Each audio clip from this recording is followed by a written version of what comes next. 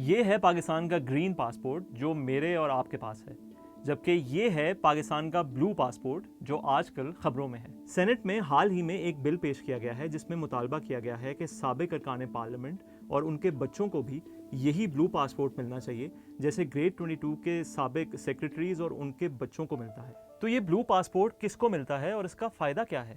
بلو passport Pakistan کے ارکان parliament اور گریڈ 17 سے اوپر کے سرکاری ملازمین کو جاری کیا جاتا ہے۔ ارکان پارلیمنٹ اور ان کے گھر والوں کو 5 سال کی مدت کے لیے یہ پاسپورٹ دیا جاتا ہے۔ کسی رکن پارلیمنٹ کو بلو پاسپورٹ دینے کا حکم اسپیکر نیشنل اسمبلی یا چیئرمین سینٹ کی جانب سے پاسپورٹ آفس کو دیا جاتا ہے۔ اگر اسمبلی اپنی مدت نہ پوری کرے تو ان اراکین کو اپنا پاسپورٹ واپس کرنا ہوتا ہے، ورنہ ان کا نام سٹاپ لسٹ میں ڈال دیا جاتا ہے۔